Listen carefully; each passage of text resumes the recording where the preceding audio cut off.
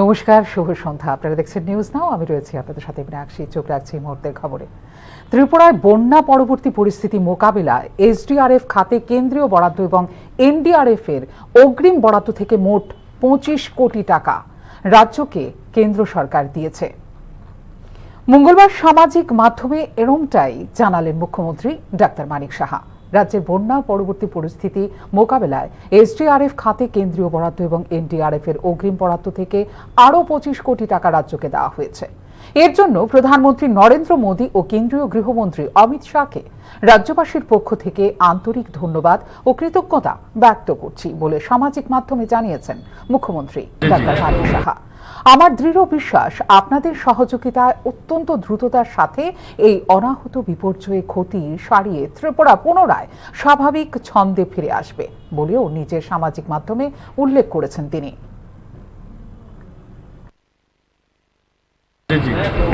ওনার সাথে আমি যখন বললাম, তো ফার্স্ট টিম তো এসেছিল এখানে, ইন্টার ডিপার্টমেন্টাল যে টিম এখানে 6 জনের এসেছিল। তো কিছুদিন আগে আমি গত পরশু দিনই ওনাকে আবার বললাম যে আমি তো অলরেডি যে টিম আসার পরে যে মেমোরেন্ডাম ফিল আপ করে পাঠানো, সেটাও আমাদের অফিসাররা ওখানে গেছেন এবং আপনি একটু এই বিষয়ে আপনি বলে ঠিক আছে আমি ভেজে রাখবো। তো নিয়ম হচ্ছে যে সেকেন্ড টিমও আসবে, গতকালই টিম এসছে, ওনারা ঘুরছেন সব জায়গায়। তো মোরাললেস দে আর অল স্যাটিসফাইড এবং আমি আশা করি যে ওনারা যখন ফিরে যাবেন, আর অলরেডি উনি আগে দিয়েছিল 40 কোটি, আমি আজকে আমি যা খবর পেলাম রাত্রে প্রায় 25 করোড় এনডিআরএফ থেকে প্রায় আরও 23 করোড় দিয়ে 25 করোড়। চাঁদার জুলুমের ঘটনায় এ যাত্রায় নিষ্কৃতি পেল শিবনগরের উদীচী ক্লাব। প্রেক্ষিতে সাংবাদিক সম্মেলনের মাধ্যমে প্রশাসনকে ধন্যবাদ জ্ঞাপন করল ক্লাব কর্তৃপক্ষ। অভিযোগকারী পরিবারের সঙ্গে বৈঠকের পর এই ক্ষেত্রে ভুল বোঝাবুঝির নিষ্পত্তি হয়েছে বলে সাংবাদিক সম্মেলনে দাবি করে ক্লাব কর্তৃপক্ষ।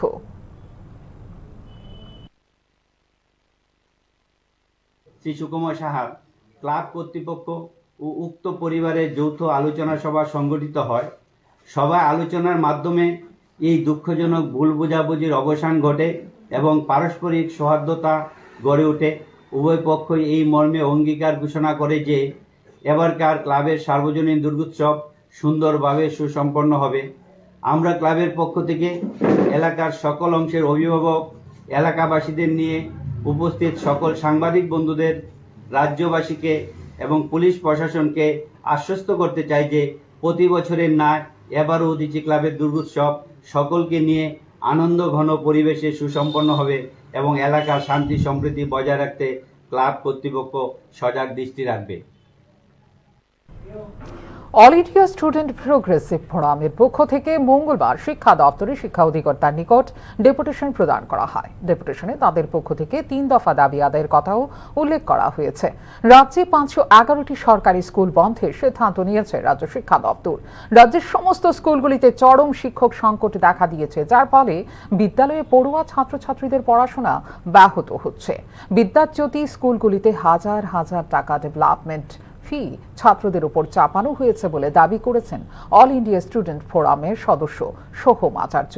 গণডেপুটেশনে যে 3 দফা দাবি জানানো হয়েছে সেখানে হাজার হাজার লোকের স্বাক্ষর গ্রহণ করা হয়েছে বলে তিনি জানিয়েছেন। তিনি আরও জানান, শিক্ষা অধিকর্তার পরিবর্তে জয়েন্ট ডিরেক্টরের সঙ্গে দেখা করে তারা তাদের 3 দফা দাবি জানালে এই ব্যাপারে একমত হলেও তিনি জানান, শিক্ষক নিয়োগের ব্যাপারে এখনও রাজ্য সরকারের তরফ থেকে কোনো সঠিক সিদ্ধান্ত নেওয়া হয়নি। 511টি স্কুল বন্ধের ব্যাপারেও তিনি মৌখিকভাবে বলেছেন এমন কোনো সিদ্ধান্ত নেওয়া হয়নি। তাছাড়া বিদ্যাজ্যোতি স্কুলগুলিতে যে ডেভেলপমেন্ট ফি চাপানো হয়েছে তা প্রত্যাহার করার ব্যাপারে জিজ্ঞাসা করা হলেও তিনি চুপ থাকেন। সোহম আচার্য সাংবাদিকদের স্পষ্টভাবে জানিয়ে দিয়েছেন যে আগামী দিনে শিক্ষা দপ্তর যদি সঠিক সময়ে সঠিক সিদ্ধান্ত না নেন তবে এর প্রতিবাদে সারা রাজ্যব্যাপী বৃহত্তর ছাত্র যুব আন্দোলন গড়ে তোলা হবে। প্রক্রিয়া? আগামী দিনে আমরা আজকে আমাদের এই গণডেপুটেশন হাজার হাজার গণস্বাক্ষর সহ আমরা জমা দিয়েছি। দপ্তর যদি সঠিক সময়ে তার যথাযথ ব্যবস্থা না নেয়, আমরা সারা রাজ্যব্যাপী আগামী দিনে বৃহত্তর ছাত্রযুব আন্দোলন গড়ে তুলব। এই মুহূর্তে নিয়ে নিচ্ছি ছোট্ট একটা বিজ্ঞাপন বিরতি। বিরতির পর ফিরে আসবো অন্যান্য খবরে। সঙ্গে থাকুন। আপনি দেখছেন নিউজ নাও, আমরা জানি কোনটা খবর। ICFA University Tripura, where dreams take flight. Celebrating 20 years of excellence in engineering, management, law, education, paramedical science, humanities, social science, and nursing. Join us now and dare to dream big. একটু চেষ্টাতেই দুল লেগে যায় নববধূর কানে, একটু চেষ্টাতেই মানিয়ে নেওয়া যায় বিবাহিত জীবনে। নানা অনুভূতি জড়ানো বিয়ের গয়না, শ্যাম সুন্দর company jewellers.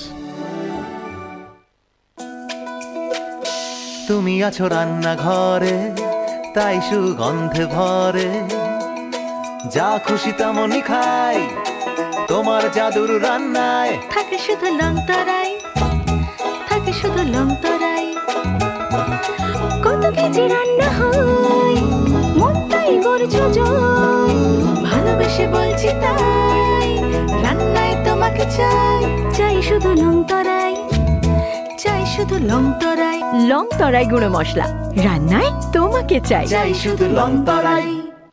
Step into the realm of Assam Downtown University, where we encourage success, experience the pinnacle of academic excellence, and live your best days. আপনি দেখছেন নিউজ নাও, আমরা জানি কোনটা খবর। বিরতির পর আপনাদের সবাইকে স্বাগত। চোখ রাখছে অন্যান্য খবরে। স্মার্ট মিটার ব্যবস্থা চালুর ফলে বিপন্ন চাকরি। মঙ্গলবার চাকরি রক্ষার দাবিতে বিদ্যুৎ দপ্তরের এজিএম এর কাছে স্মারকলিপি প্রদান করেন সিপাহীজলা জেলার মিটার রিডারের কাজে নিযুক্ত বিদ্যুৎ কর্মীরা। তাদের বক্তব্য, দীর্ঘ 20 থেকে 25 বছর ধরে মিটার রিডারের কাজ করছেন তারা। তবে বেসরকারি কোম্পানির হাত ধরে নিগমের স্মার্ট মিটার ব্যবস্থা চালুর ফলে তাদের চাকরি নিয়ে দেখা দিয়েছে ঘোর অনিশ্চয়তা। চাকরি রক্ষার জন্য মুখ্যমন্ত্রী ও বিদ্যুৎ মন্ত্রীর কাছে আবেদন রাখেন মিটার রিডারের কাজে নিযুক্ত কর্মীরা। সিপাহীজলা জেলায় 58 জন মিটার রিডার কর্মী আছেন বলে জানিয়েছে কর্মসূচিতে উপস্থিত সংশ্লিষ্ট সংগঠনের প্রতিনিধিরা। আমাদের জনদরদী মুখ্যমন্ত্রী এবং আমাদের প্রিয় পাওয়ার মিনিস্টার রতনলাল নার্জিকে আমরা সহস্র প্রণাম করে জানাবে যে আমাদের যাতে একটা বিকল্প ব্যবস্থা করা হয়। মঙ্গলবার ত্রিপুরা সরকারের তথ্য ও সংস্কৃতি দপ্তরের উদ্যোগে পালন করা হলো সুর সম্রাট শচীন দেববর্মনের জন্ম জয়ন্তী। এই উপলক্ষে শচীন দেববর্মনের আবক্ষ মূর্তিতে মাল্যদান করেন তথ্য সংস্কৃতি দপ্তরের সচিব পি.কে. চক্রবর্তী। এই অনুষ্ঠানে উপস্থিত ছিলেন তথ্য ও সংস্কৃতি দপ্তরের অধিকর্তা বিম্বিসার ভট্টাচার্য, সাংস্কৃতিক উপদেষ্টা কমিটির ভাইস চেয়ারম্যান সুব্রত চক্রবর্তী সহ অন্যান্যরা। এদিন এই অনুষ্ঠানকে সাফল্যমণ্ডিত করে তোলার জন্য শচীন দেববর্মনের স্মৃতিচারণ করেন। তাঁর এই নিজস্ব সুর দেওয়া গানে সমবেত সঙ্গীত পরিবেশন সহ একটি ছোট সাংস্কৃতিক অনুষ্ঠানের আয়োজন করা হয়। শচীন দেববর্মনের জন্মজয়ন্তীতে তাঁর প্রতি শ্রদ্ধা নিবেদন করে দপ্তরের সচিব পি.কে. চক্রবর্তী বলেছেন যে কিংবদন্তি শিল্পী কুমার শচীন দেববর্মন শুধু আমাদের রাজ্যের নয়, তিনি আন্তর্জাতিক ক্ষেত্রেও তাঁর গানের জন্য খ্যাতি অর্জন করেছেন। ত্রিপুরাবাসী হিসেবে আমরা তাঁর জন্য গর্ববোধ করি। অনুষ্ঠানের মাধ্যমে আমাদের যে সুরকার শচীন দেববর্মনের প্রতি শ্রদ্ধাঞ্জলি জ্ঞাপন করছি। আপনারা জানেন যে কিংবদন্তি এই শিল্পী এবং সুরকার আমাদের এই রাজ্যের না, শুধু আমাদের দেশের এবং আন্তর্জাতিক ক্ষেত্রেও সুখ্যাতি অর্জন করেছেন। আমরা সত্যি গর্বিত। এখনকার মতো এই মুহূর্তের সংবাদ এই পর্যন্ত। অন্যান্য আপডেটস দেখার জন্য অবশ্যই নজর রাখতে হবে নিউজ নাও এর পর্দায়। নমস্কার।